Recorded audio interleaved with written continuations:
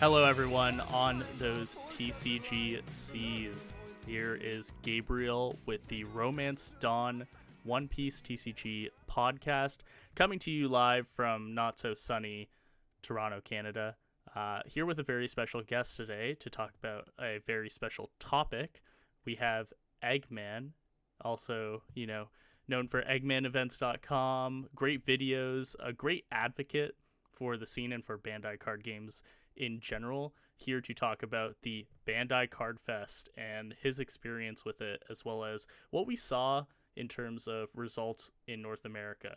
Then we'll get into results in other regions and really break down some of the shortcomings for analyzing these results and what we as a community or what Bandai can do in order to make these things better. Here we have Eggman. How's it going?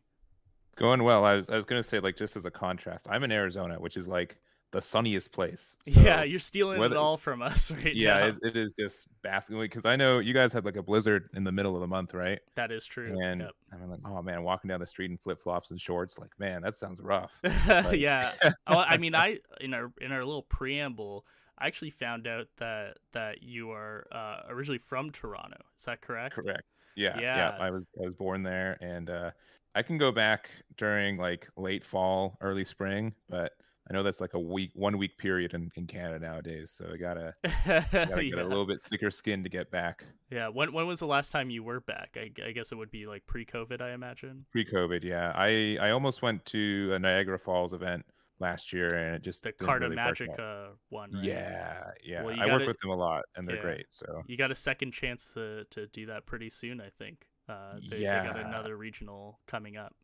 I think it's like literally like the same events 1 year apart, because I know that Topka's doing a Peoria regional in the same spot, and I was there, and I think Carta and PPG are having one, right? Is that the one? Those are the two. April? Yeah, they're in April. Yeah, that's correct. Yeah. So we'll see if that. I'd love to go. I love Canada. Yeah, I said this in the previous episode with Michael Artris, but that Carta Magica regional, I believe it was in October, was actually what got me into the game. I just saw 700 people attending this event, and I'm a Magic player, and I love One Piece, like the IP just generally, and I was like, what is this game that good? Like, what the heck's going on here? Yeah. And it turns out it is, and it's very fantastic, and a lot of people are participating or trying to participate in the scene, and it's great to see, and it's great to see the game grow accordingly, either through old fans like myself or people who've never seen the show before and are picking it up like because myself. of the game. Oh, really? Oh, wow. Yeah, I've sold my soul to Bandai card games years ago, so they're like, here's another one, Eggman. I'm like, okay, cool. I guess because I'm a guy who likes to watch a show when it's all over. Right. And I've been losing that bet for One Piece for years. Right. And I just have to. So I've got some context clues on what's happening, and the cards have been very helpful. But I've only seen like 200 episodes or so. Oh, only 200. Only 200. What a crazy remark. Yeah, that's like the whole run of some series, right? Yes. Yeah. So 200 would be what arc? I guess Skypiea. Yeah. Oh, right. Yeah. Oh, well, that's particularly relevant to today's episode. It sure is. Yeah. Well, let's get into that, because I think that's a lot of fun. Last weekend was the Bandai Card Fest. Now, I know you said you sold your soul to Bandai, so part of that deal was that you weren't really in the One Piece hall for the majority of the event. Is that fair to say? Yeah. For people who didn't go, essentially there are two events moderately run by the same staff, but not like officially run by the same staff. It was all their card games except for Dragon Ball in one hall, and then kind of Dragon Ball as an IP itself. So like Fighter Z, they had some, Dragon Ball has a new card game coming out, Fusion World, which is kind of like really close to One Piece. I could tell people that's going to be a good game for a long time, but I'll cut it short here. And they had their not only North American finals for their Masters card game, but then immediately afterwards, the World Finals. Wow. So yeah, it was a whole World Finals kind of participating. And you were on. I saw you were on like commentary for a little bit and doing some Q&A stuff. How was that? It was really good. It was really good. I knew Doa and Yoshi were doing the Fusion World match, so that was a lot of fun to commentate, and to see the world champion being crowned was really cool. I did Battle Hour last year, which was essentially the same thing as nationals and world finals, and kind of part of that too. I was on the stage for the finals last year. I was doing some production stuff in the back, and so to be on the finals on the stage this year was really really cool. Awesome. That's really great to hear. Now, Yeah. we are a One Piece podcast. I'd love to talk to you Yes. more about Yeah. this Yeah. other stuff, but I am I keep trying to curious. trick people to talk Yeah, about Dragon Ball, but exactly. it never worked out. Yeah. So I'm curious. Yeah, next we're going to talk about Union Arena and stuff, right? Oh boy, yeah. That's another card game that, now you're going to have to watch all those shows. But That one's a bit more implausible. But we'll see. Maybe just commit to one deck of an anime I've seen before and just don't make content on anything else. There you go. So I'm curious, when you did get a chance to jump into the OPTCG side of things, what was your experience like? What were you able to do? We got a lot of, I wouldn't say conflicting reports, but just in terms of the event experience, at least from what I saw, the competitors found it very difficult. People who wanted to buy product found it very difficult, but people still enjoyed seeing other people at the event, right? So what was your experience like overall? So and you kind of set me up for this. Yeah, my experience was a little bit biased and a little bit like on the glass looking in. But I would say, yeah, obviously the event had some issues logistically with just like the tournament running, and all that kind of stuff.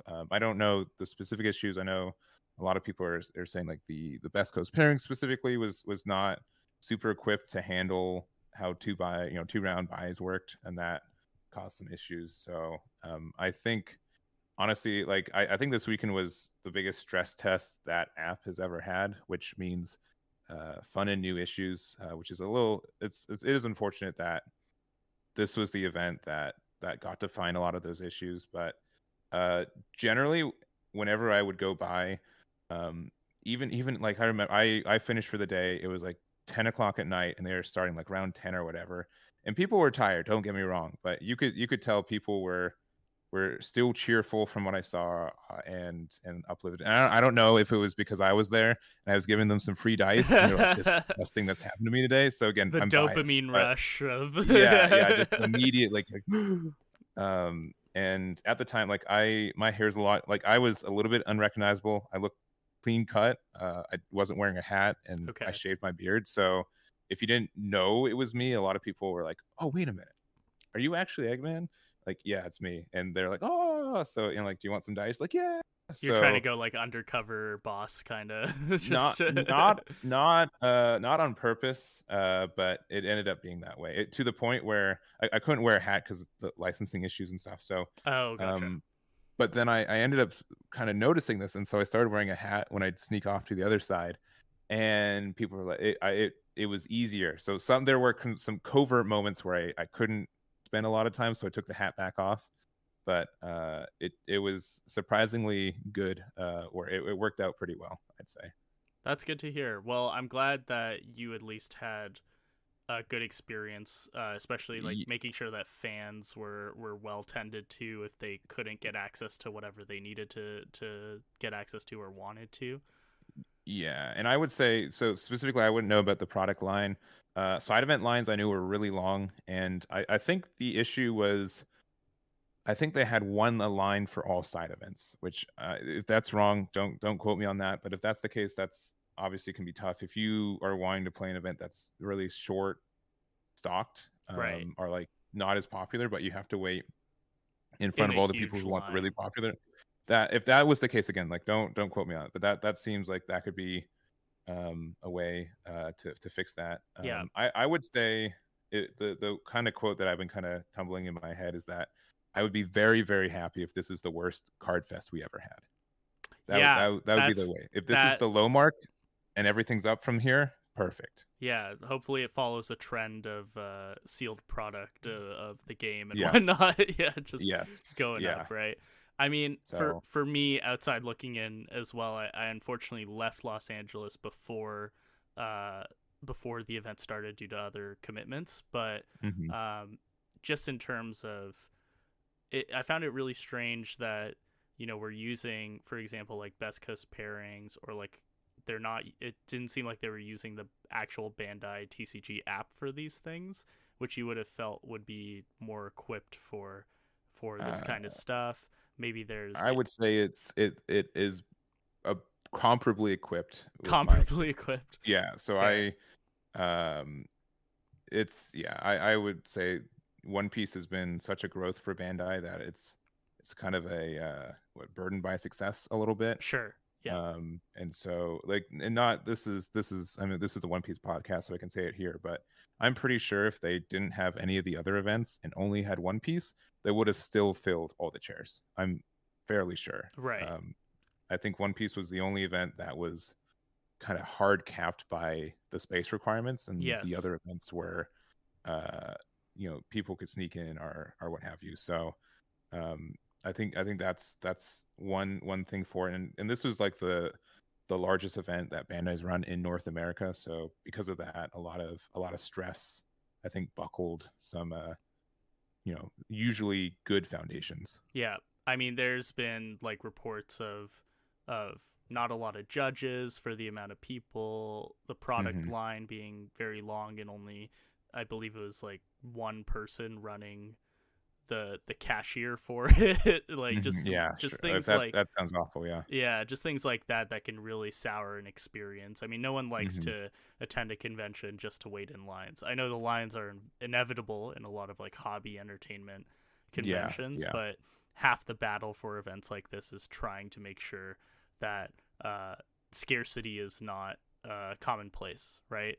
I think Hmm. that's Hmm. kind of been a trend with Bandai too, uh, when it comes to this game, right? Like, I don't know what your, for example, sealed event experience or first anniversary event experience was like, but Hmm. those spots are very limited. They went out in seconds. Same with Hmm. like the Uda film stuff. I think coming up, at least in Toronto, Yeah. the event sells out in seconds. There's no wait list. Like, you're just SOL for the most part. Sure. And Bandai could do a lot of good by being able to like release the floodgates in that sense, be able to get more promo, more product in people's hands.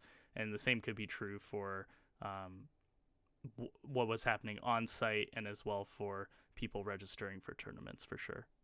Yeah, and I don't know, my I've been around enough to hear whispers and stuff, and my greater understanding of it is that they as a company have to plan a lot of these promos and print runs and everything else pretty far in advance. Right. um and what that means is that, like, honestly, I think set 5 was like, or maybe it was set 4, was like the first set for them to print after set 1 released, if that makes sense. Yeah, so they kind So of understood the demand essentially and yes, tried to match yeah, it, and then of yeah. course it kind of dwindled because of the initial registered power level of the set, Hmm. and then Hmm. it kind of went up. I mean, now set 4 is just as scarce, right, as all the other Yeah, ones.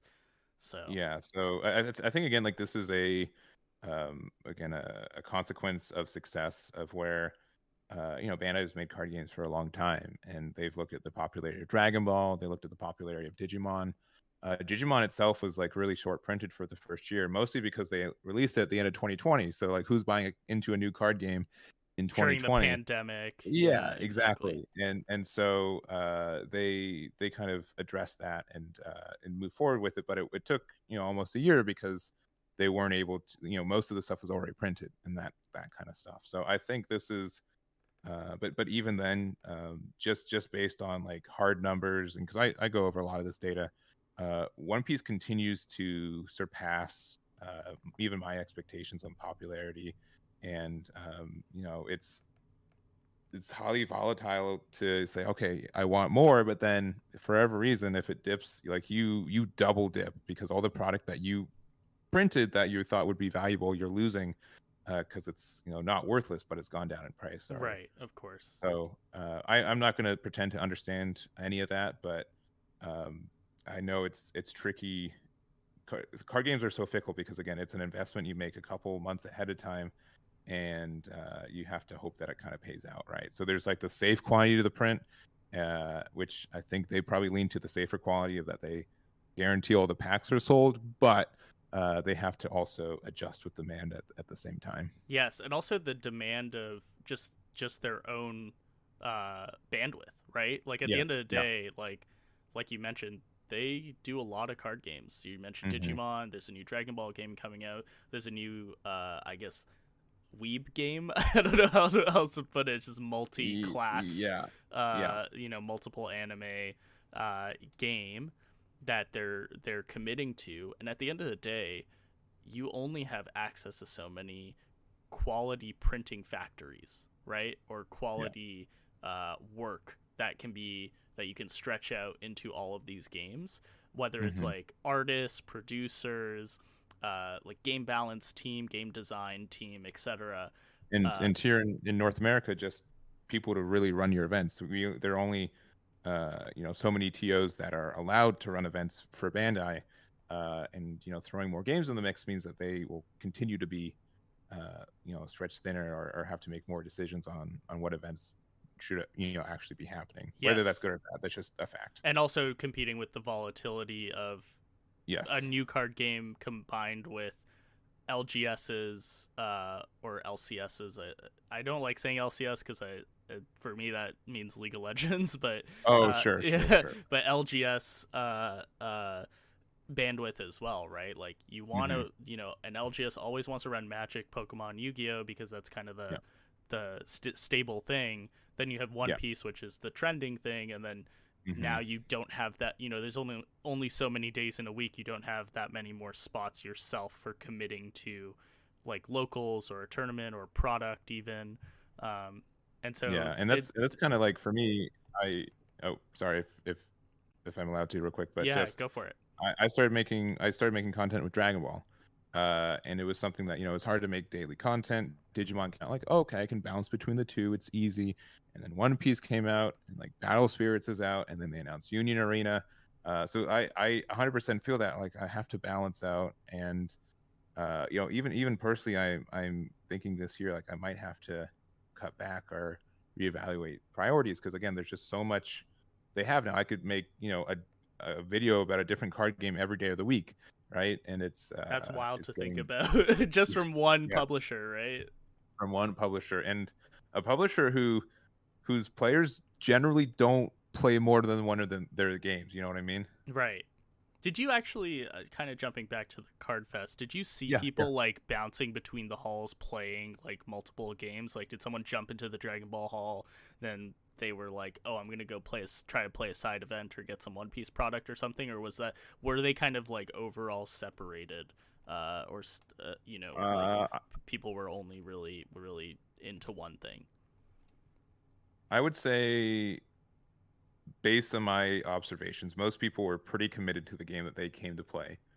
But then a good amount of people would go test out Union Arena, and they just want the swag, right? They just want the demo Yeah, deck. there was like a scavenger hunt thing going on too, right? Yes. Yeah. Yeah. And then and the same thing, there was, I think Fusion World was pretty popular, based on my observations. They sold at a 256 person tournament for starter decks. Oh, awesome. Yeah. And so a lot of people jumped over to that side on Sunday to get into the tournament and stuff. Your So Fusion World propaganda is working, is what I'm I know hearing. I keep bringing it back to the table. You Yeah, got to stop me, but yeah. At it's one a point during this recording, it'll just be like you saying "Bye mhm. Fusion World" just like looping in the background, but backwards. Yeah. So it's like weird subliminal messaging. Now, if you Like, look on this URL, which it has Goku in the background, I also love that. But yeah, I I mean, they're taking all the greatest hits of what works, and it seems like they're putting it into that game as well. Great IP. yeah. Feels like it could be another recipe for success for them. But like you said, like DJ Khaled has said in the past, they could be suffering from success at the end of the day, and Yeah. maybe Hmm. they could be Hmm. stretching themselves too thin, and so it'll be interesting to see. Hopefully that is not the case, and it'll be interesting to see how they adapt and overcome this new era of demand for the game, and Hmm. how they kind of maneuver through that. Yeah, and no one wants to lose a card. I know, like this is we're talking about this kind of when MetaZoo, like not to date this episode, but just literally closed its doors, which despite your feelings of the game or not, that was literally someone's favorite game that Yeah. they lost, right? Yeah. So it's really tough for just an emotional side to say, hey, your card game that you love to death isn't selling enough, so we have to end it. And it's not an easy decision for anything if that ends up happening this year. Definitely, especially for large IPs like this, where there could Mhm. be a lot of weird contracts involved, where potentially Yes. you have the rights for so long, and we're not going to renew, or Mhm. there's some weird Mhm. clauses that allow them to break off. Like Yeah. there's so many variables that we just simply don't know about. But the one Mhm. thing that we do know is that at the very least, in terms of pure amounts of people, it felt like Cardfest was a pretty big success for Yeah. Bandai, and I hope that it lets them provide more resources, more supply, more bandwidth, etc., to North America and Literally to more bandwidth. other The stream would be amazing. more internet bandwidth as well, Yeah. right? Yeah. More Yeah, internet bandwidth would be yeah. amazing. Yeah. To the region, I think that's Yeah. kind of a big takeaway as well from that. Mhm. Speaking Yeah. of the amount of people who did attend, just looking at the tournament itself, uh, do you want to jump into that now? I think it's pretty Yeah. I'm always game to play and talk about data. So nice. you want to talk about the event itself for One Piece? Yeah. So just first off, we're recording this January 30th, and today I believe you put out a video Yeah. as well on your website. You put out kind of the breakdown of the top 64. Um, within that breakdown, there is kind of an overall breakdown, which is that we saw 1,892 registered participants. Now, my understanding, and correct me if I'm wrong, Sure. is a few of them were people who were no shows because they maybe got invites or they got in to the tournament but couldn't actually attend. Is that number reflected in the 1892, or is this just pure who was on site registration? So the number I got was from Best Coast Pairings. So Best Coast Pairings showed 1978. So I don't know if 1892 is just people who showed up after round one or not, but that's the number I got. It's a little. I know in general it wasn't quite to 2,000. So and depending on the event, I get more access to data, but this one is mostly public facing outside of just the actual deck list. So Gotcha. I don't know because it's obviously someone knows. There's a way for it. So I just went with the Best Coast pairing number. Sounds good. Yeah, just But because that was another thing that was kind of affecting the event and the running of the tournament was the way mhm. buys were working and the way people were registered but no shows, or just didn't register at all, and how that changed things. Yeah. But all this to say is we had we could say roughly 1,900 Yeah. people participating, and in that we had a pretty interesting top 64. So I'm going to go over the numbers real quick. We had 819 Sakazuki decks submitted, 32, so that's half of the top 64 Yeah. was Sakazuki. Yeah. And one of them was a finalist, of course. Yes. We had 9 Enel out of 346, and Enel was the winner of this event, Sure. similar Yeah. to the Core TCG regionals where Enel also won. Seems like the West Coast is Sky Island nowadays. It is. Yeah, Jonas is literally like 10 minutes away from me. Like he's right down the street from me. So it's been a big win for Arizona. That's awesome. Yeah, well, it sounds like Arizona has a lot of killers there. They do. Locals are no joke. It's a mini regional. So Yeah. they can't go there. Good practice. 7 Katakuri out of 269 made the top 64. 5 Ploofy out of 203 submitted decks. The interesting few was kind of the red representation. So we had Mhm. 3 red purple Luffys out of 43 make the top 64. That was actually, of the listed leaders on your website, the best conversion rate. So if you were playing red purple Luffy, it was a pretty high conversion rate for you. 3 out of 56 were Edward Newgate. 2 out of 89 were Zoro, which is in stark contrast to last episode. We talked about the EU regionals. A huge Zoro showing there. I believe it was 11 out of the top 64. And then 1 Red Green Law, which was my personal sleeper. Do you want to tell me about kind of, I know you mentioned in your video, and I'll link the video in the show notes, but do you want to kind of go over kind of quick ideas, quick findings from what we see from this top 64? Yeah, sure. I think it's, you kind of hit it on the head for a good amount of it. In my mind, and I'm not usually so like absolute about stuff, but it's this meta has been pretty clear to me for a bit. Sakazuki, Enel, Katakuri, and Luthier, the 4 best decks. I don't think anyone's gonna claim otherwise. Generally, they represent 75% of the representation in Top Cut and just leader breakdown as well, which we see. That was the case here, I believe. Yes, yeah, I think it's closer to even 80%. So those are the ones that, you know, you have to, at least if you want to play something that's not those, you need to have a game plan for all 4 of those and have. I mean, Sakazuki is definitely the one. If you don't have a winnable matchup for that, you probably shouldn't play the deck in the format, right? Oh, 100%. I think I believe 7 of the 16 were Sakazuki. Now, I was trying to say half of the top 16 were going to be Sakazuki. Those are my predictions. So I barely, that was barely the case. You know, standard deviation, you're in it. Don't worry about it. Yeah, but even more shocking to me was half of top 64, honestly. Just given A, the amount of people submitting the deck, but B, the amount of people who teched for it, right? Seeing this representation. And I think Jonas was one of those people, right? He played a lot of anti-Sakazuki cards that made his Ploofy matchup worse, but also made the Sakazuki matchup better. I think it's pretty interesting to see, all these tech choices that people are making into Sakazuki, but people are still taking Sakazuki to the event and doing very well, despite the resistance that it's facing. Do you think that this deck is a problem at the moment? I know there's some commentary about that, but that is the, I mean, I don't know. Whenever I say something's a problem, people are going to tell me it's going to get banned the next day. So I gotta be careful about it. But, sure. I think it's general.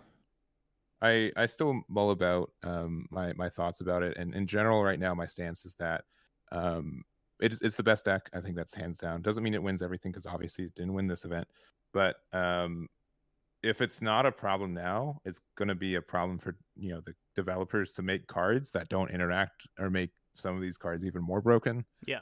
I think Sakazuki as a leader is probably overtuned. The fact that he doesn't have none of his effects require any Dawn commitment is actually like the biggest thing for it. So you get a lot of free value there. And probably Rebecca. Lucci is great, but it's mostly, you still have to kind of work within his bounds kind of stuff. Rebecca is never the worst play in your hand ever. I feel like it's always like an okay hit, because you play a blocker and you get a 2k right for 4. That's not too bad in this game. And I haven't looked as much as an OP06, and I know people are telling me it gets worse. I know Moria's a really big boss monster card, and the leader Tashigi Searcher. I mean, the deck, you know, I kind of described this before, but it draws 2 cards when you draw 1. And at the end of the day, that just leads to greater consistency in what you're able to see and how you're able to game plan. And that is just very, very powerful. Regardless of all the other effects, you know, the fact that you're trashing a card, which is good for black in a lot of cases. Yeah, it's not even a cost, right? Yeah, exactly. So I just think the deck is very consistent. It will always be strong as long as, things are happening, but it does seem to me as well that some of the tech choices are working. We're going to cover Oceania results later, but despite you topping Sakazuki's topping, you actually have instances where other decks are winning because they're teching correctly against dealing with that, whether it's to get into Top Cut or to see this presence in Top Cut and then do well against it, right? Yeah. So Yeah. I'm curious to see how that develops, especially for Worlds, which I definitely want to get to at a later episode. We know Worlds is going to be 05, so I think that also makes it additionally interesting to see what each region is going to bring, if people are going to bring the same thing, etc., and how they're going to adjust and adapt. For this event, go ahead. I was just gonna say, yeah, it's gonna be really interesting, and this is just a small tangent, but I just want to say it's always rough. My least favorite thing about this card game is that we quote unquote know the meta when it drops, and I do wish that we had more of our own personal formats to develop our, or just parallel releases, perhaps. Yeah. I know Digimon got that announced for the end of this year. They're gonna have to hoof it, and people are gonna have to spend money for that to work out, I suppose. But it is such a it's so tempting to want that too, because again, like the Sakazuki list that we see today was not really present for the first half of the format as I know it in Japan. And then for it to develop later and people find out like, man, this is the sauce. I don't know. There's just kind of like this cool like discovery period that I don't really get in this game. I do in Dragon Ball, bring it up again, but not in One Piece. Yeah, not yet. We'll see what the future holds. Yeah. This is where I put the subliminal message I was talking about earlier. Yeah. You've already heard it. Yeah. You just didn't know. Like it was like the 5th time actually. Yeah. One really interesting thing coming out of this, of course, Enel winning is awesome. I think you also did a great breakdown with Jonas about the first place deck list. One really great thing that I saw was the presence of red at the like top end of this tournament. So we had some red slip through the cracks, but in particular 3rd and 4th place was also a red purple Luffy deck and a Zoro deck. So for sure, how surprising was that for you to see, and what did you think of the deck lists and the choices there? So Zoro is, I'd say, like mildly surprised. I know Zoro had a really good weekend in Europe during theirs. They had it was the 2nd most represented leader in the event on the top 64, which is a little bit wild from, honestly, my opinion is just kind of like a little bit lackluster. But in comparison for it, Zoro's aggro is always going to find a way at times. So, but specifically Victor from for Purple Luffy, the red purple one, I think that was quite an accomplishment. And I've been saying this, and I'll keep saying it like this, where I don't mean to belittle literally anyone, but I think Victor getting 4th place with red purple Luffy is a better accomplishment than getting 1st with Enel. If that makes sense. I think it is a fantastic run. He did a fantastic job. He's from Washington, the Zulus game area, which I do stuff with them too. So I looked at this top 4 and I'm like, man, I know these guys. They are grinders. They play a lot, and it was really cool to see all 4 of them. No one got there by luck, right? And especially with the deck even like red purple Luffy, right? Like, I thought you were gonna go the yellow. Oh, the yellow. I mean, Jonas got to enter the casino, a fair few times. It looked like, to be fair, his deck did not have a ton of triggers compared to the traditional yellow decks that we see, especially like not Big Mom variants, which is wild. Yes, yeah, and I think that's interesting just because people still expect it. There's no open deck list, right? So so that was like a very good mind game on his part, and I think I watched the video. I think his rationale for and we'll link that video in the show notes as well. I think his rationale for the choice was very cool and very interesting. So he's a good player. He always kind of takes a step above of like the counterplay at times, and I can imagine like all the gears turning for something that has more like counterplay opportunities with him in it, because I'm sure it'd take him like a month, but he'd make the best deck every time for sure. So I have another question for you. We talked about Zoro, red purple Luffy. One of the interesting kind of weaker showings at this tournament was Katakuri, right? Not a single top 8. I believe one in the top 16, which if you compare that to, for example, Europe or European events prior, One of the interesting trends that developed in Europe that we saw was that Enel and Katakuri kind of sitting at similar win rates, then suddenly Yep. picking up Katakuri picking up steam while Enel kind of hovered around 51, 52%. You were seeing events, 64 player, pretty large events where Katakuri's 56% win rate, 58% win rate did pretty well in the European regionals as well, but really poor showing here. I guess the question to you is, why do you think that might have been the case? Were people just more prepared to see Katakuri? Is it the fact that it's weaker into red overall, and it still doesn't have people can play against it easier than Enel? What are your thoughts on that? That's a bit of a tough one. It's this is not the question you've asked, but I do honestly find it really fascinating to see different regions with the exact same card pool with wildly different results, right? For sure. And I think Europe in general, whenever I see they usually go for value, right? Yeah. And honestly, 10 drop Big Mom is like the best value card in the game. Maybe like 10 drop Kaido, but like 10 drop Big Mom that says, I gain a life, you lose a life is very good. And now you have to deal with this 12k body now on you the have field to, yeah. that's active. Yeah.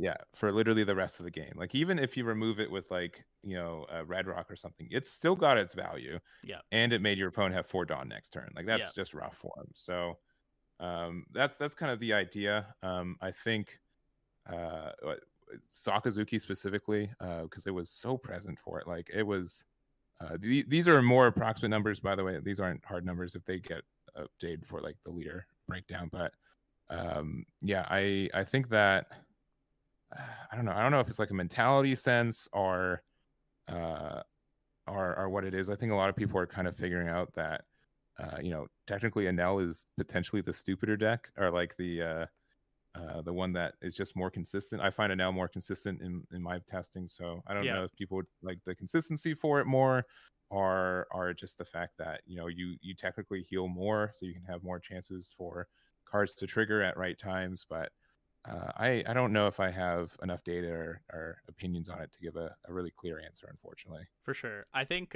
this sounds weird to say, but I think Enel just has better removal. Like Enel puts really good bodies on the board early. Yeah. Like if you're gonna Shura into Ohm Holly, that into like a 6 Dawn turn where you can swing out against active threats, or even just establish more bodies, and then you're also establishing bodies from triggers. It sounds like Enel has a great early game plan and a great late game plan, because you're playing anywhere from 10 to 12 big threats at your top end, right? Whether you're playing the 7 Mom, the Enel, the Rush Enel, and that kind of combination of both those things is probably pretty powerful. In my testing with Katakuri, I was starting to play yellow decks just to understand them better this past week. I found that my early plays were really inconsistent.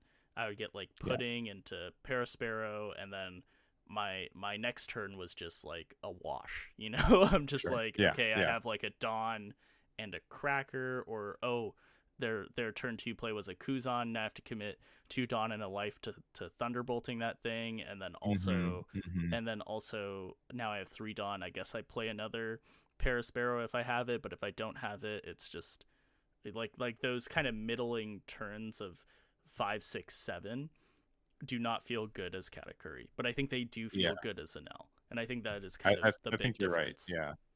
Yeah, because Enel usually finds ways to use its Dawn, or even just go wider. Like sometimes if I'm being really greedy, I just don't attack them for the first couple turns, so like Gadatsu gets a lot of value. You get a good Gadatsu turn, right? Like you don't get that with Katakuri unless you build weird, and the hybrid like Sky Island Big Mom builds that people try to do that just aren't as consistent either, because you can bottom deck with searchers a lot. So and like they've got like so Charlotte Linden's fantastic on 7, probably one of the best cards to play at 7 Dawn, but you never want to go first as Katakuri because you want to get to 10 Dawn faster. it's just that weird stepping stone. Yeah, totally agree. I think those are really good points as well. Were there any like big surprises for you at this tournament? Decks that you didn't see in the top 64 that you might have thought would be there, or other than, of course, we talked about red purple leafy, a deck that you Yeah, did yeah. see that was there. Were there any kind of other shocking developments for you? Yeah, I'd say yeah, fourth place Victor with red purple Luffy is probably the biggest Definitely, outlier definitely. in my mind. Tsunamis was in it. Honestly, maybe there should have been like a little bit more red. Like Newgate and Zoro are strong. Is there any leader? Is there any leader I guess that topped in Europe that didn't top? I think it was just like literally red purple law tag teamed out with red green law, and it was mostly it. Yeah, I don't know. The card pool of viable leaders is pretty found right now, and Mm-hmm. most other leaders are, especially for just 10 rounds, are just, if it was like a 5 or 6 round tournament, sure, they could, someone's going to get lucky for 6 rounds, but getting lucky for 10 rounds is quite It's tough. hard, yeah. Well, yeah. And Top Cut was very interesting too because I know there were Hmm. a lot of tiebreakers, so maybe some decks fell through the cracks that we don't know about as well, Yeah, right? So yeah, and I usually like to get that data, for unique leaders with a win and in kind of, or like the same record that of someone who got top 64, but I wasn't able to get more of that data, unfortunately. yeah, well, hopefully we can soon. Yeah. I think we can move on unless there's any final parting thoughts on this event. I guess I have No. one, but Oh, go any for it. from you? Go for it. Yeah, No, I think I think the pricing was awesome for this yes. event. I think they went Yes. way overboard with the pricing potentially, but it was just Hmm. so absurd. Just Yeah. the even if you were not in top 64, I mean if you were it's great, and if you were top 16 and above, it was heavenly in a Yeah. sense, but Yeah. No, like I've touched the first place card in the trophy, and I'm like, man, this is powerful. Like I could do yeah. anything. Like you, it is it's yeah, it's fantastic. you 100%. might have space jammed Jonas there before finals, getting that energy, Yeah. that Yeah. skill. Yeah. Yeah. But no, I just think uh whether it's due to, again, like these supply things that we talked about earlier or what have you, it's just the overabundance of prizing. I think they just hit it out of the park. They did such a good job Hmm. rewarding good players, rewarding participation as well. I Hmm. was really happy Yeah. to see just how they did that. But yeah, that just like great job from Bandai on the pricing structure, making people really care about doing well. Of course, you're always going, if you're a competitor, you're always going to want to, but I think it really helped with the turnout of this event too, that people were so stoked and so excited to get their hands on some of the opportunities to get some of the prizes here. Yeah, and generally Bandai does, I'd say above, like they, most of the time when you enter a tournament, you already get your money back just from the cards you get from entry, Yeah, more times than not. Not always. Sometimes there's like a slump, or like this region, this season's past, the cards are just okay, yeah, but it's especially why, especially compared to stuff like Yu-Gi-Oh, where like you spend $20, you get like 6 packs for entry, which is about comparable, right? And you can still plus depending on what you pull, but right, then like top 64 is like a playmat, right? And their price support, at least in my knowledge, is a little bit lacking, especially for a game that is highly regarded as one of the biggest three in the industry. yeah, But I also think it's telling that they can have lackluster pricing and still just have 1,000 people show up to right. still jam out for 12 rounds or whatever. It's a yeah. So I don't know which one's better, but it's a really interesting contrast. I definitely appreciate, especially because it's a newer game, them rewarding participation at least now, Hmm. and kind of going overboard with it. Um, and there's good to your point about like the overabundance of prizing. Hmm. There's always going to be a secondary market for it as well, and people Yeah. will have FOMO for not attending, myself included. Hmm. But I don't think Yeah, I'll sure. Yeah. indulge Yeah. in that. But um, that also, to your point about people kind of getting their money's worth for attending and participating. I think that's like another highlight of the experience, that like, there were some logistical administrative things that weren't perfect. They didn't go Bandai's way necessarily, or the TO's way. But at least people were, I guess you could say, like, potentially well compensated for their time as well. Yeah. Which, I mean, again, this was in LA, so for anyone who didn't, live in LA, it was like probably $1,000 Big trip, just yeah. to live in LA for a weekend, and they kind of have to make it worth it. And in general, from what I've seen, like that's par for the course for all the games that were present. I would argue that Digimon kind of was in a pricing slump for a while, but they've just announced that they're getting serial cards, which it happened in Dragon Ball and it happened in One Piece, so it's kind of a little bit off that it skipped over Digimon Right. for those kind of stuff. But I think that's really exciting for that game And too. So just to be clear, those are tournament prizing cereals, not yes, pulled yes, correct. cereals like Magic. Yeah, Okay, gotcha. yeah. Our breakfast foods, no, neither Yeah. of those. Exactly. Yeah. Weird tie-in, I guess, if they did like Captain Yeah, Crunch yeah. Digimon. Yeah. Yeah. Yeah. Yeah, in your pack you get a regional qualifier. Woo! Yeah. Hey, I might eat cereal again if Yeah, it yeah, ever came to exactly. that. Yeah. Yeah. All right, let's jump into so that's our discussion on North America, hmm Bandai Card Game Fest, the nationals. I guess, I mean, we're both Canadian. Can we just call it Sure. regionals? Like, so many people are calling it nationals. It's it's You got it's to think about technically called Canada. Come on, it's like, called North American Finals at Card Fest. So there that you go. I've been saying that because that's what it's called, but I have to like whisper like, nationals. And like, oh yeah, people. But yeah, publicly Just that's the name of it. So that's what I've been yeah. trying to go for. Yeah, But people are making it a little bit. classic American ego, right? Just like, oh, it's Yeah, just us, It's like, yeah, hmm yeah. yeah, Just kidding. Love our yeah. American fans and Please listeners out keep there. me in this country. Yeah. Do not deport. Well, let's talk about another region, at least one that we can hmm at least semi have data for, and that's the Oceania finals, kind of Yes. covering that region, sending two representatives themselves to the World hmm Championships in Japan. Now, we only have data for their top 16, and we're Yeah. going to launch into kind of data discussion later, but I'll just cover kind of what we saw there. So we saw, And real quick, it should be on my website probably by the time this podcast comes out, so you can check it. I've just been traveling a lot, yeah, and I just didn't have this totally immediately. But understand. Yeah, so it looks like we had about 512. They capped it at 512 yeah. hmm entries. Going into a top 16, we have 4 Purple Luffy, with Purple Luffy actually winning the whole Yes. event, Yeah. which I thought was pretty cool. We hmm have 8 Sakazuki, so half the top 16 is Sakazuki, and also the other finalists, the person attending, did play Sakazuki. Then we have 2 Enel and 2 Whitebeard. hmm So I guess initial thoughts, initial findings. Of course, the presence of Whitebeard, the non-presence of Katakuri, I think is Yeah, I was extremely gonna say, yeah. interesting hmm for this.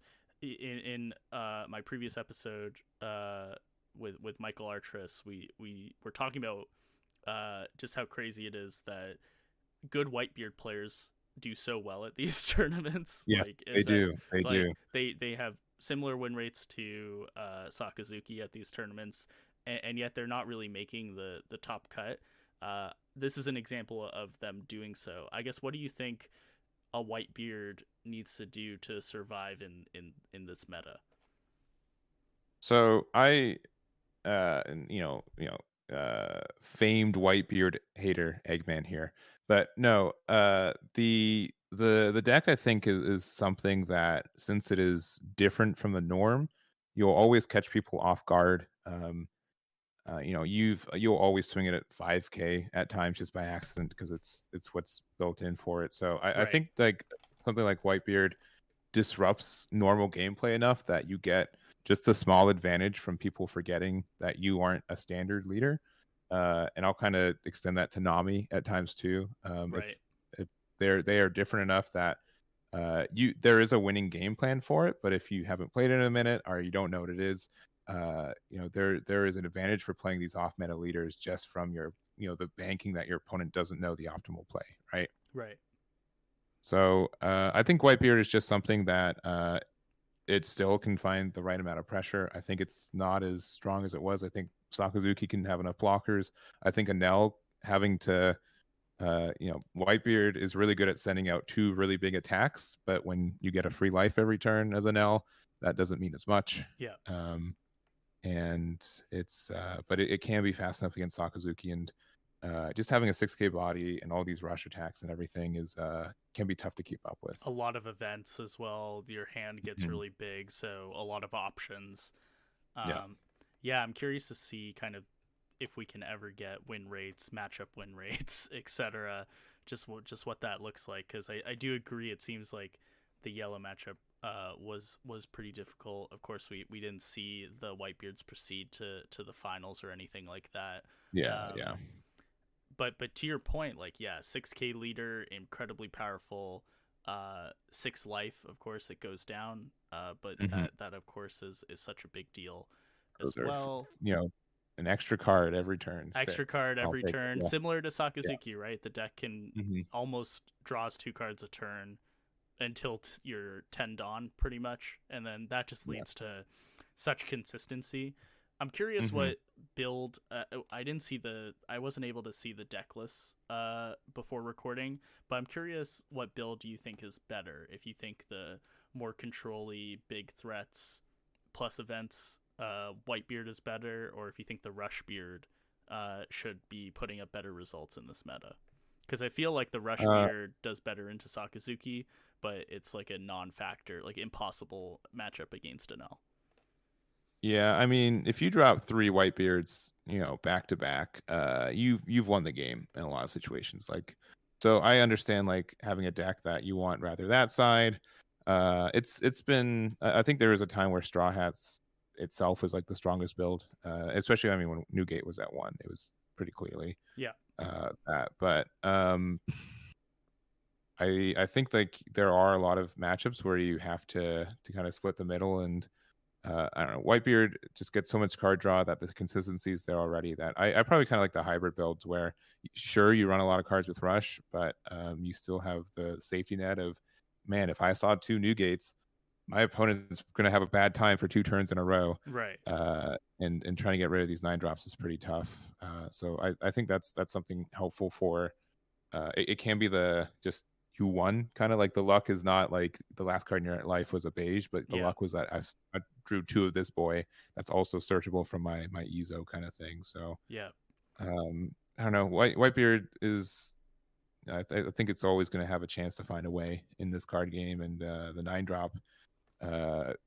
Most cards that are problems are when they're played back to back, like we see like Big Mom, like 9 3 drop Yamatos in a row, perhaps. Yamatos, yeah. Hey, those are fine. All right. Yeah. We're talking about the red, not my yellow decks. Okay. But, I think that makes total sense. I think kind of following this trend of what I talked about earlier with Katakuri, I think Whitebeard is another interesting deck where it feels like your 5 Dawn turn, your 6 Dawn turn, your 7 Dawn turn, you have something to do, and I think that in and of itself can be pretty powerful. You have Marco, you have Ace, you have Rush Luffy with the Dawn attached. Like, it does feel like you are able to always have a play, and when your hand is that big, that just that again aids in the consistency, aids in the opportunity of and diversity of what you're able to play, so that you can kind of deal with a lot of different matchups.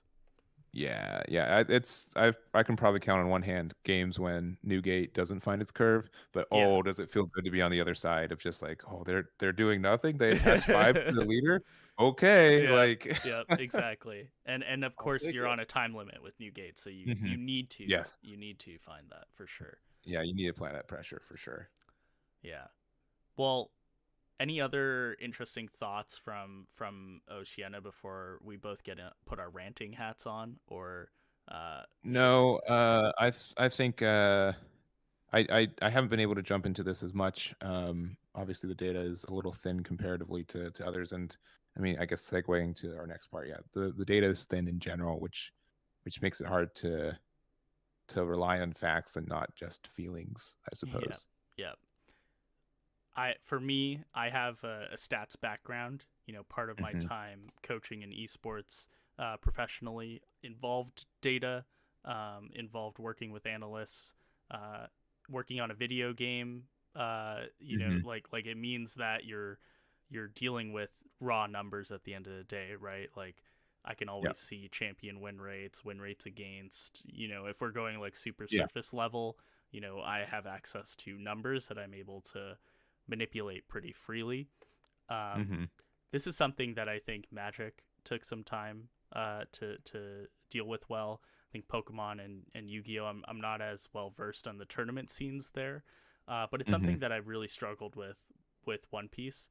Is we kind of have these vague notions and assertions on what top decks look like based Mm-hmm. off playtesting, feel, like you mentioned before, and results. But we don't actually get the full extent of results, right? For Yeah. a lot of tournaments. I guess what are Yes. your thoughts on that, and who is responsible, I guess, to kind of push that element of the game forward in your eyes? So I think you're talking to the right guy about this, first of all, but and maybe just a little preamble in case people don't know. So I think my content really took off when I started to say no one's really collecting this data. Most of it is just like a single decklist tweet by someone, and Which is it's still not like kind of the norm, it's by the way. it is, and not and that's not terrible. Like showing your list off, you should be happy about it. But 100%.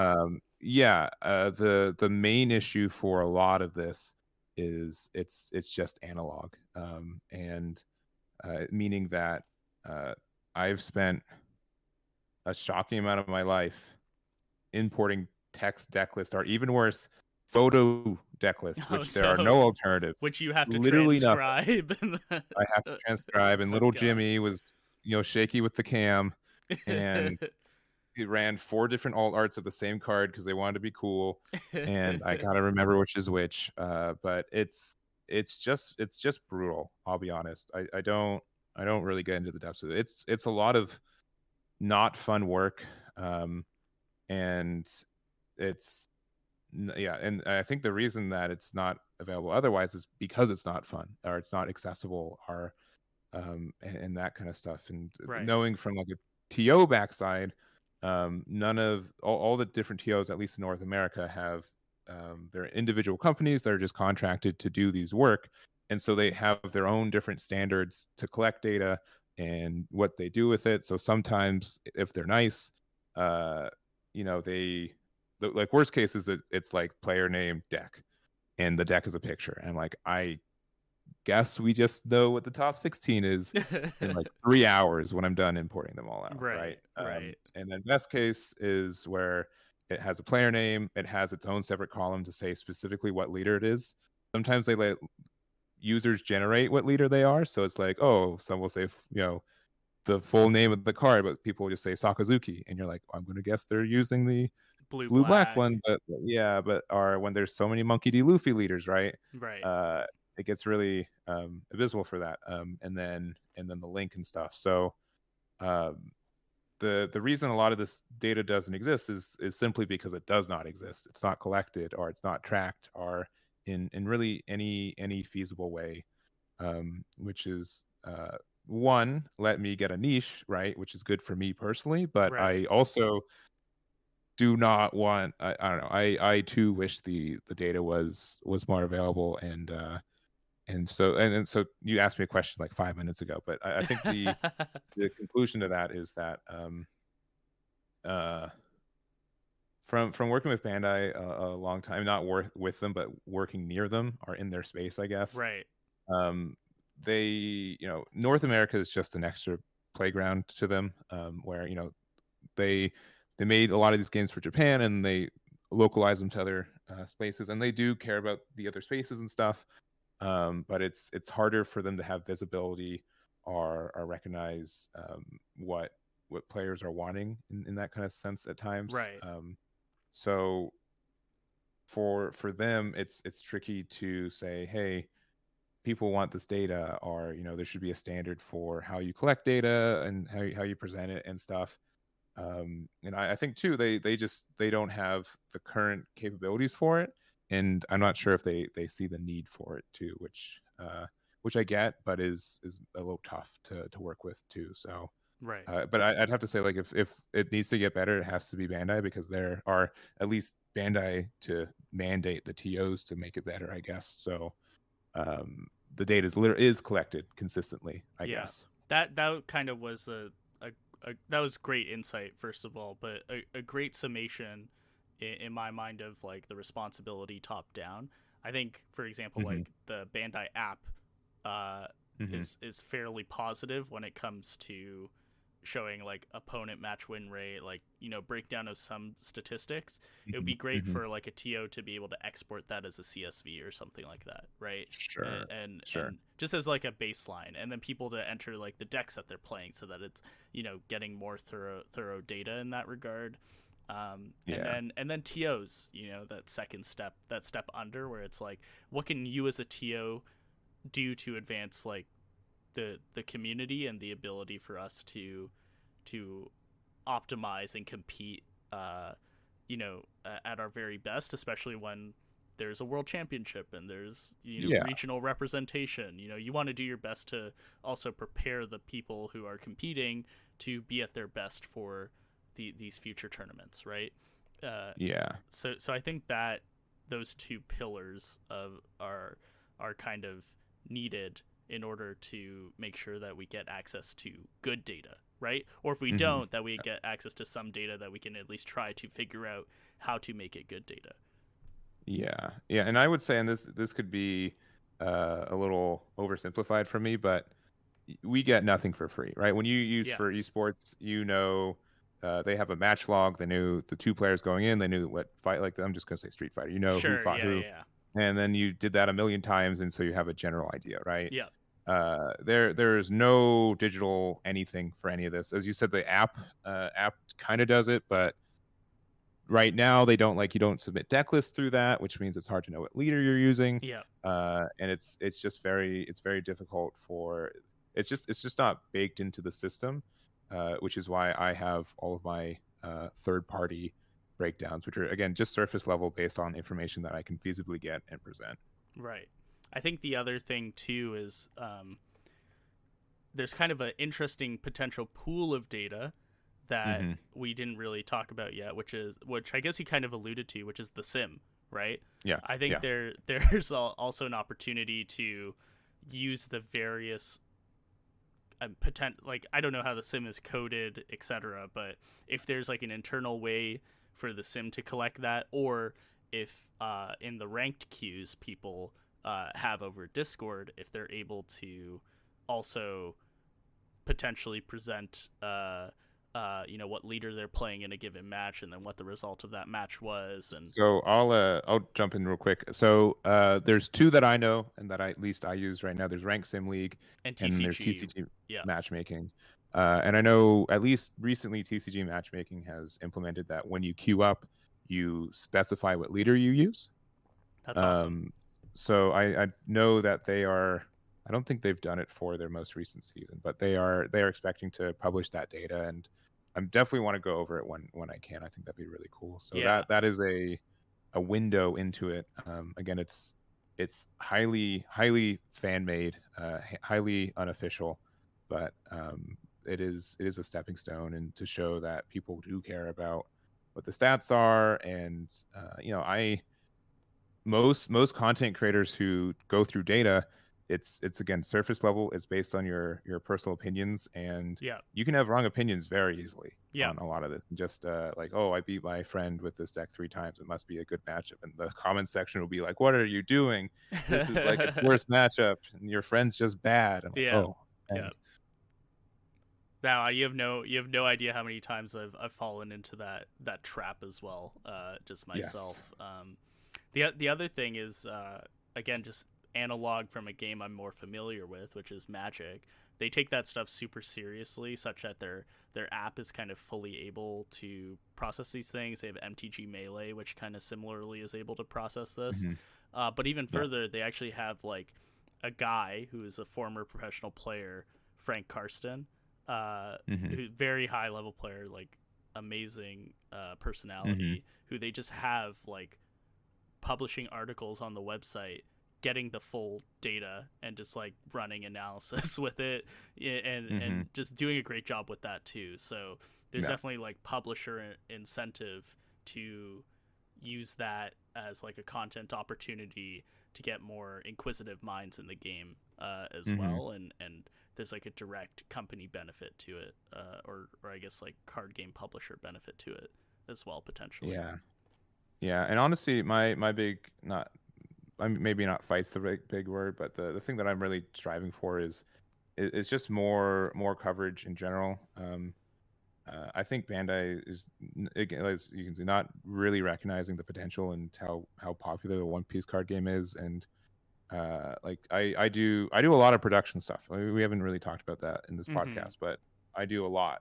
Most of it is like pro bono, or not nearly the rates it should be, but it's important to me, and I want to make sure that the coverage is there, and just to have, like, if you want a game to be taken seriously, you need footage of people playing it so people can watch it. And Yeah. Also that early history, right? Like, you yes, know, like yeah, how crazy is it that there could have been a world where we didn't see the finals of the nationals streamed or something like that, right? yeah, exactly. Yeah, so totally agree with you there. Yeah, so it's something that I push pretty hard of, and I'm biased, so like I'm like, you should pay me to cover your games, and they're like, are you needed? And so I get that from a business sense, but it's I think the ceiling is so high, and they don't see it all the time, but there's definitely, my risk is not their risk, I guess, too. So Yeah. I respect that at the same time. Fully understand. And yeah, just for me, again, we're in the early days, so of course, the first year of any card game, they don't really get these things immediately. Like, if I were to talk about like data for Magic or or Pokemon in 97 or whatever, or 95, sorry, and Magic in a long time ago, like 30 years ago, you know, they were still doing pairings by hand. Like, don't even want to go into everything in that regard, but like, these are still recent developments for I would say the TCG industry as well. But I think Bandai has been so progressive, one with like the development of the app itself and for all its card games, two for the card quality as well, like just the quality of their cards is pretty good. I would say one of the best in the industry. And then three, just like just in messaging communication, they've been as active as they can be from what I've seen. And it's just about like, okay, well, what are the other things that they could be progressive or industry leaders in? And I think this is like a great opportunity as well. But it has to be, they have to be committed to it, and as well TOs have to be committed to that extra little bit of work that makes your job easier, makes my job easier, and gets more people into the game. Yeah, and I hate to do this, but Dragon Ball Super Fusion World is coming out with an app, like an official like online app with standalone. it. Yes, from them, which I as someone believe who's been, go for it. Union Arena is as well, if I recall correctly. They have like an I online thing at the same time. They have like a little demo, which like they do for every one of them. They might be Right. trying for that. If that's the case, I'm all for it. But Right.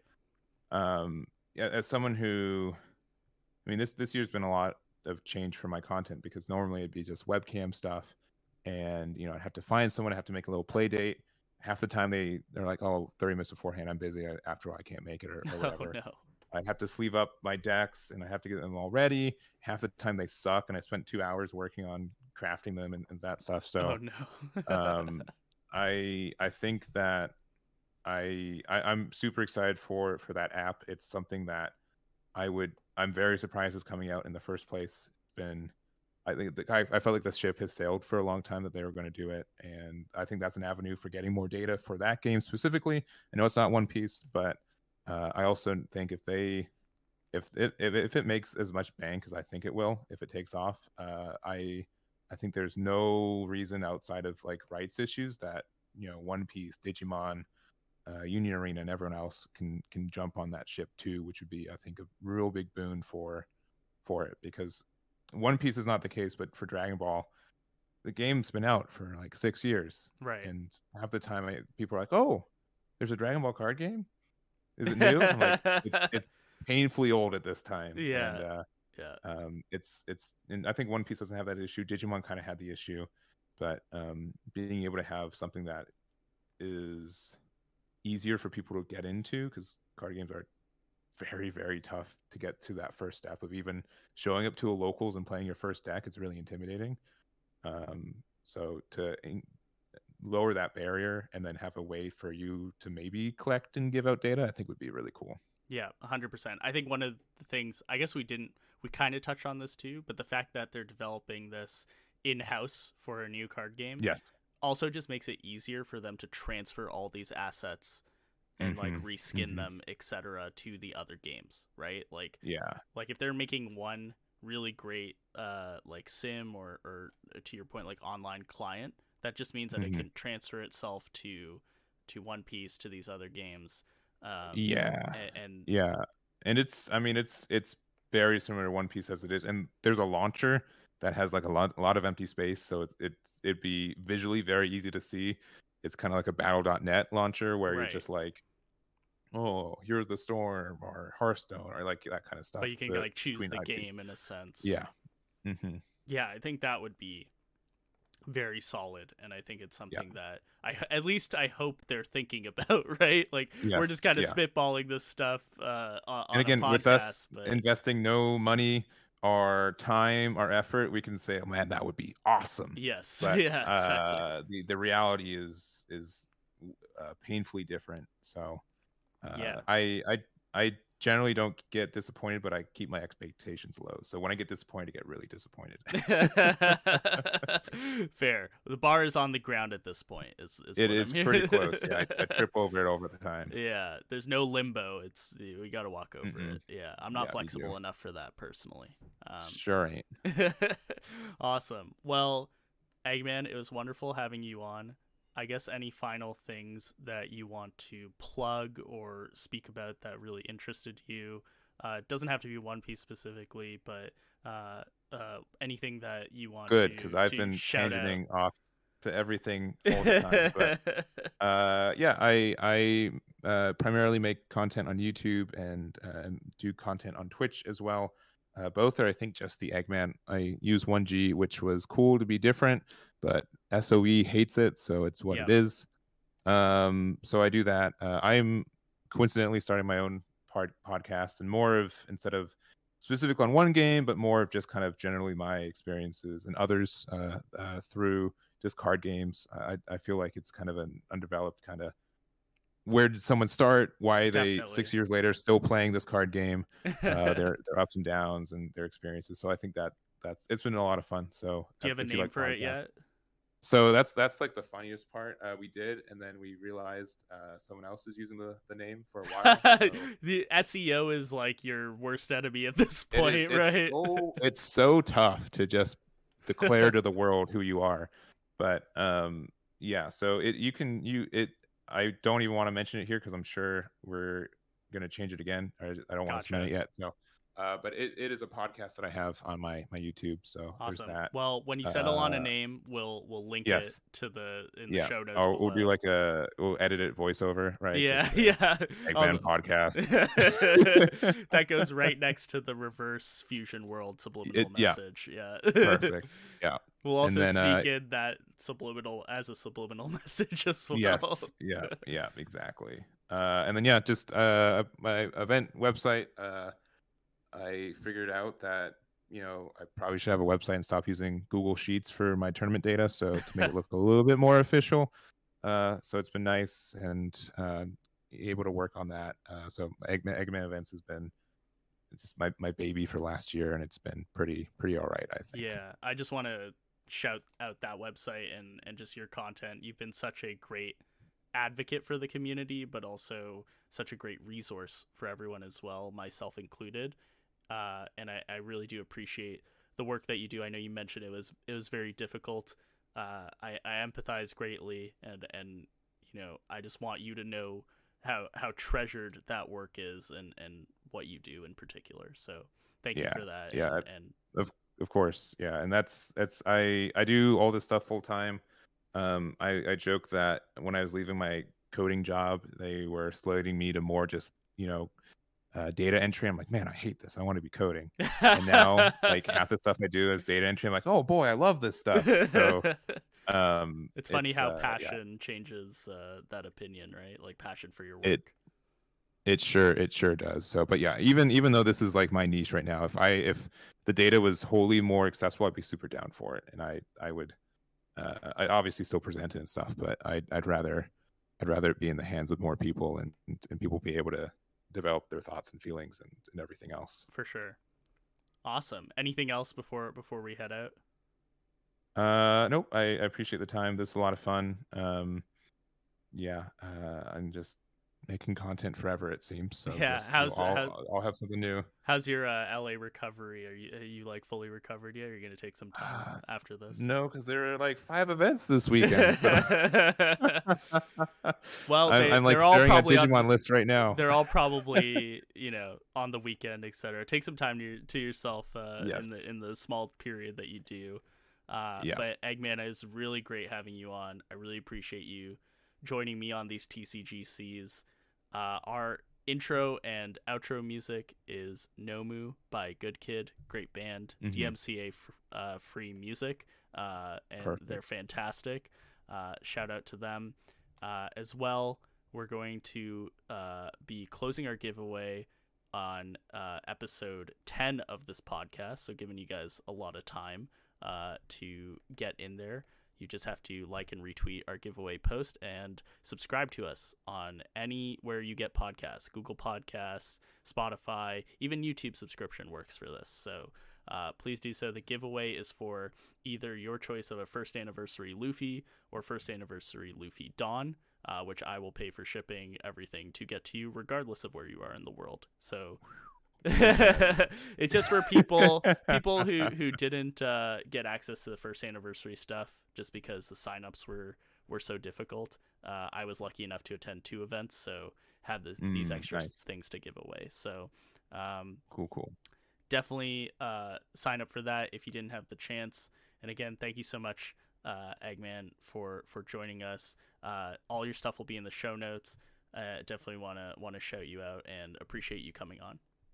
Of course, it was a really good time. I can talk forever, so awesome. I appreciate it. Me too. That's why I was like, damn, we gotta. This might be the longest episode at this point, so we gotta cut it. I've been eyeing on it, but I don't want it to end. So, yeah, but me neither. Kind of has to. Well, you know what? We'll get you on another time, and maybe I could come on your show if you want as well, and we can make that work. For sure. Awesome. Thank you so much, man. And for everyone else, hope you're staying safe out there on those TCGCs. This is for sure. Awesome. Thank you so much, man. And for everyone else, hope you're staying safe out there on those TCGCs. This is Romance Dawn, a One Piece TCG podcast, and we'll catch you next time.